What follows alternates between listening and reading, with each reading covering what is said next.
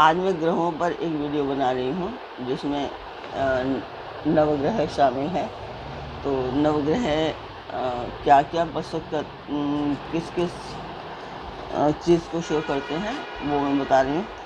सूर्य है, सूर्य आत्मा है, राजा है, वो अपनी एक ही दृष्टि से सब लोगों को देखते हैं, चाहे वो कोई गरीब हो या अमीर हो, इसलिए उनकी सातवीं ही एक ही दृष्टि होती है। अगर चंद्रमा एक माँ है, एक पालक है, मन है वो, और मन और माँ सब एक ही दृष्टि से सब बच्चों को, अपने सब लोगों को एक ही दृष्टि से देखती है। सो उसकी चंद्रमा की भी सातवीं एक ही दृष्टि है। मंगल सेनापति है, इनकी तीन दृष्टियाँ होती हैं, चौथी, सातवीं और आठवीं। तो लगन में बैठे मंगल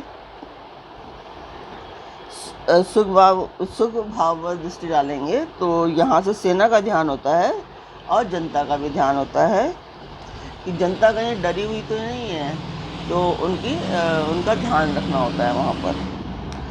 आठवीं, मृत्यु पर भी तुम्हारी दृष्टि ना हटे, अपने परिवार का भी ध्यान रखो। ये सातवीं दृष्टि से होता है, क्योंकि सातवीं दृष्टि पत्नी की होती है, पत्नी की या पति की, जो भी है, घर की होती है। बुध एक बालक ग्रह होता है जो प्यार करता है, तो जो उससे प्यार करता है वो उससे प्यार करता है, और जो उसकी बात नहीं मानता है वो उसे शत्रु समझता है। या ये कह सकते हैं कि जिसने उसे मारा वो उसे अपना शत्रु समझता है। तो बुध की सातवीं एक ही दृष्टि होती है। भोग और ऐश्वर्य शुक्र देते हैं। ये राजा के साथ और गरीब के साथ वो भोग ऐश्वर्य एक ही जैसा व्यवहार करते हैं, इसलिए शुक्र की एक ही दृष्टि होती है। चाहे गरीब हो तो वो राजा बन जाएगा, और ऐश्वर्य उसको अलग तरीके से नहीं देखते हैं। गुरु की तीन दृष्टियाँ होती हैं, पाँचवीं, सातवीं और नौवीं।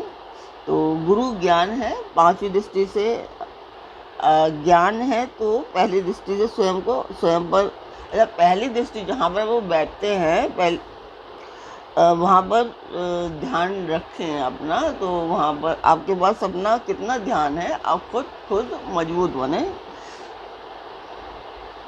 सातवीं दृष्टि में कहा कि दुनिया ही आपका परिवार है, सभी लोगों को तो परिवार का अपना ध्यान रखना चाहिए और सबको एक ही दृष्टि से देखना चाहिए।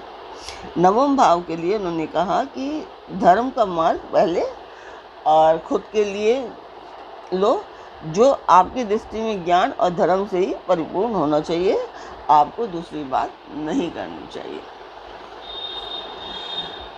आगे शनि आते हैं, तो शनि तीसरी दृष्टि से पराक्रम पर और 10वीं दृष्टि उन्होंने कहा कि कर्म पर होनी चाहिए। शनिदेव को पराक्रम और दास का कारक माना जाता है, तो आपका ध्यान पराक्रम और कर्म से हटना नहीं चाहिए। कोई भी काम दिखे आप उसे जल्दी से कर लो, कोई भी काम आपका छूटना नहीं चाहिए।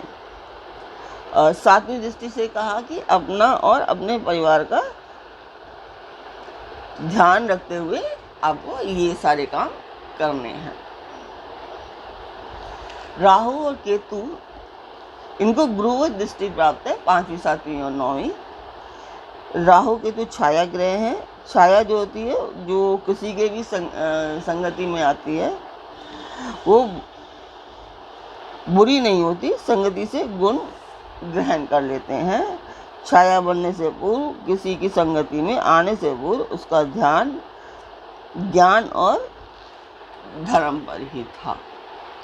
तो आज की शुरुआत में इतना ही, फिर